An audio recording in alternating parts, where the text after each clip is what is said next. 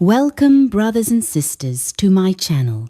Today I'm here to share with you a real near-death experience story. On the 10th of November 2008, Dr. Eben Alexander, a 54-year-old American neurosurgeon with a medical doctorate, suddenly fell victim to a rare bacterial meningitis infection. He spent a full 7 days in a coma. During this time, his brain was severely infected, and as he described it, the outer layer of his brain essentially shut down. Despite the loss of brain function, Eben experienced an indescribable journey of consciousness.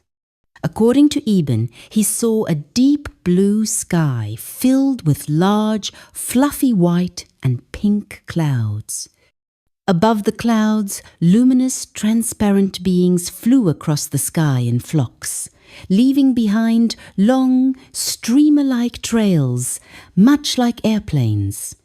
Eben could not say whether these beings were birds or angels, but he felt that language was entirely inadequate to describe them. They were unlike anything on Earth higher forms of life. Later, Eben heard a great sound coming from above, resembling a celestial hymn. He suspected that this sound emanated from the mysterious beings flying in the sky, and he felt a profound sense of joy from it. He remarked that while he could see these beings and hear their songs, one could not fully experience them unless they became part of this world. Eben continued forward into a vast void, completely enveloped in darkness. This space was infinitely expansive, yet intensely comforting. Despite the darkness, Eben sensed the presence of light, which seemed to emanate from a bright orb nearby. This orb acted as a translator, enabling him to communicate with the immense world around him. Eben felt like a newborn, born into a broader, more expansive new world. The universe appeared as a vast womb, and the orb guiding him was intimately connected to his being. He later found that this mysterious place resembled the description in a poem by 17th century poet Henry Vaughan, who wrote, "Some say the place where God resides is deep, yet dazzling darkness." While in the coma, Eben encountered a young girl with blonde hair and blue eyes. Her clothing was simple, yet the colors radiated a vibrant, otherworldly life force, blending pastel blues and indigos with soft oranges and peach hues.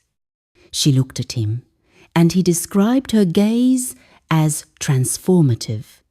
If you've ever seen such a look, you would feel that life is worth living, no matter what happens. This gaze was beyond romantic or platonic love. It transcended all earthly forms of affection. It was a higher emotion, encompassing all the love we know, while making it purer and more sincere. At the time, Eben had no idea who the girl was. It wasn't until he awoke and reunited with his biological parents that he learned she was his late sister. Eben had been given up for adoption as a child.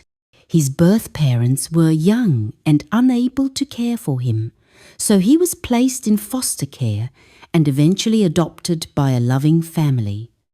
He grew up receiving a good education and care, feeling no resentment about his origins.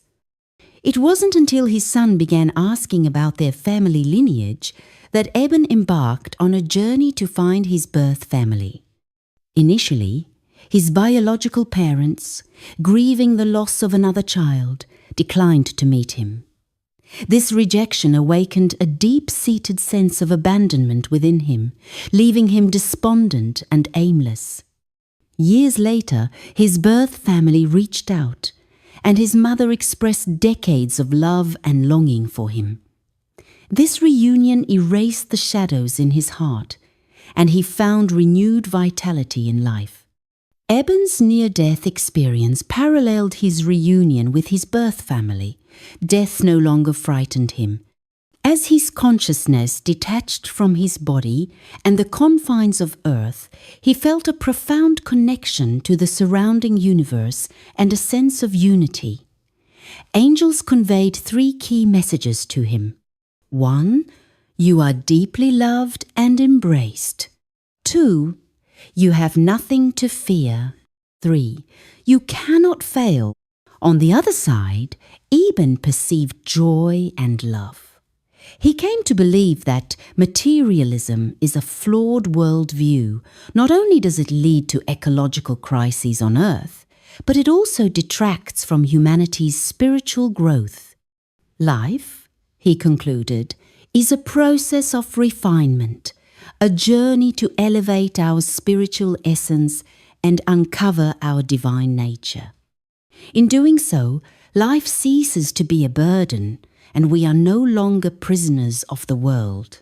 Whether heaven exists is a matter of personal belief.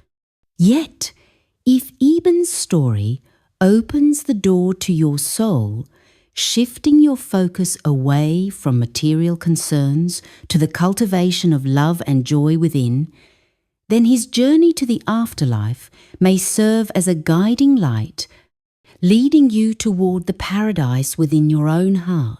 Dear brother and sister, what do you think?